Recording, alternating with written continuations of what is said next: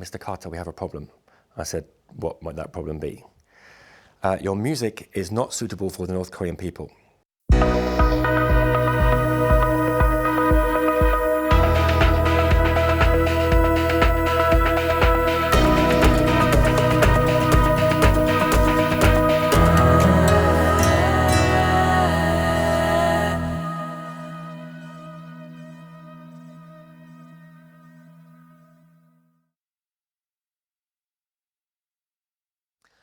Next day was the concert day, and there were many artists performing at the Opera House that night. It was a long program, I think 3 hours.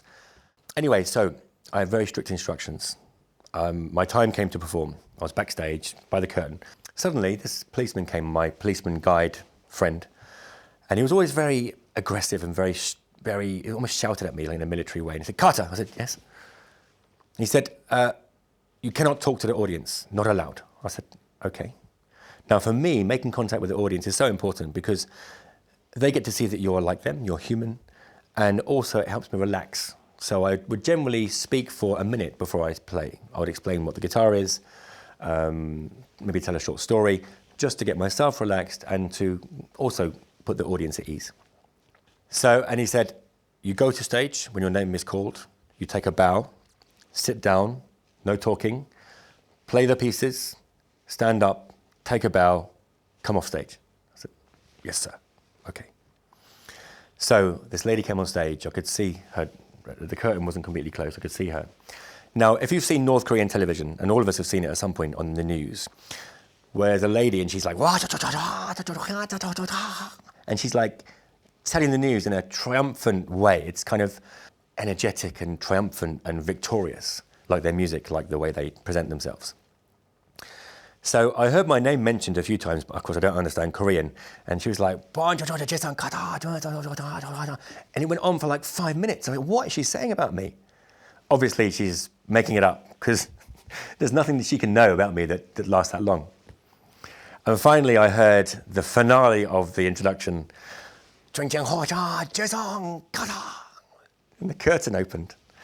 And the guy almost sort of shoved me onto stage and I sort of walked on the stage. I sat down.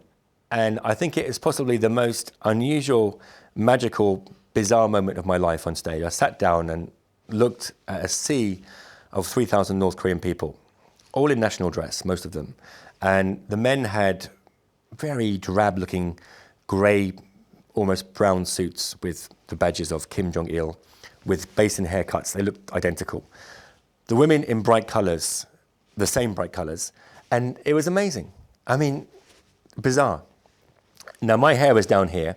I had a pair of orange flares with some kind of purple shirt with flowers on.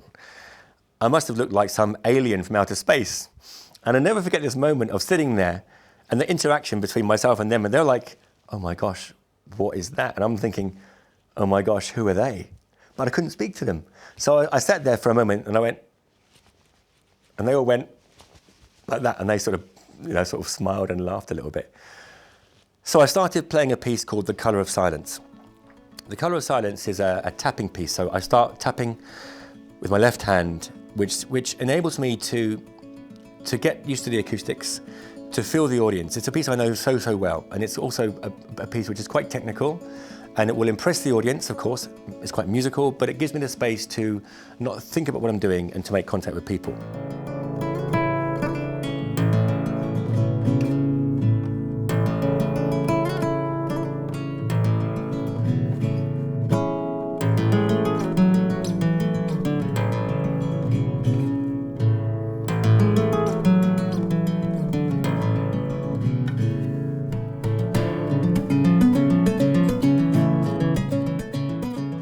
So I started doing this tapping very quietly. It gets louder and louder and louder and lasts quite a long time. It's about a minute or so.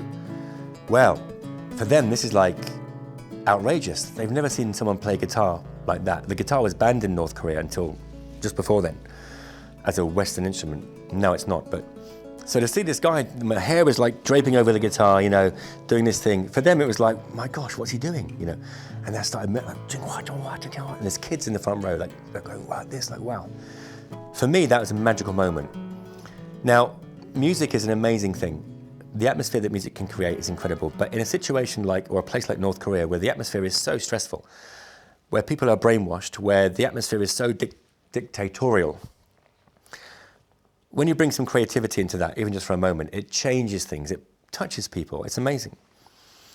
And so I'm starting playing, and the reaction of the kids, especially, I could see the kids in the front row, they were quite close to me, and they're like this, like, wow, what's he doing? And that for me is, if that was the only thing that happened in my whole trip, that in terms of impact, that would be enough, because what in that example, you're showing somebody that you can do something differently. Now, of course, for them, they're not allowed to think differently, they can't do anything differently, but one day, North Korea will change. And if one of those boys who sat in the front row, if something in his way of thinking changed about how I played the guitar and how I dressed, that led him to believe there was a world outside those borders that was different than what he understood, that's magic, amazing. I remember when I was around 8 years old at school, a theatre company came to my school. Now, I'd never seen a theatre company. I lived in the countryside. These guys came to this school. They were full of energy. They were crazy. They had dreadlocks. They had bright clothes. And they were mad, completely mad. The energy they had. Now, I don't remember what they did, but I remember the impact it had on me. These people are different. They're not like my family or from the people in this village. And there's a world outside this village that is different. And it inspired me. And I remember that at that moment. So I did my concert, and it was really hard not to talk to the audience. I couldn't talk to them. And it was really difficult because I wanted to make contact. Anyway, I did my pieces, and the response was amazing. Standing ovation, the energy that came from the audience was amazing, amazing, very touching. I took my bow, left the stage, I was ushered into my dressing room, and there waiting for me were 3 female journalists in military outfits with these reel-to-reel tape recorders. Very cute. This was the first time I felt really welcome in North Korea because they were so happy and they were so excited. And they said, "Oh, Mr. Carter, your music was so wonderful. And people love you so much, and you're bringing something new to the people." And for the first time in those 2 days, I felt, wow, that's awesome. And because they know how hard it is to get into North Korea. They know all the issues that a Westerner faces to get a visa. So the appreciation in that moment was awesome. It was enough. So they had questions. Now, there were 3 journalists, but only 1 newspaper, which is unusual. A bit unusual. Why were there 3? But anyway. So they had a list of my pieces on a piece of paper with my bio, so they could have a basis from which to ask questions about the concert, about my life generally. And the first question was, "Oh, Mr. Carter, piece number 3, it's called Horses Running Through the Desert.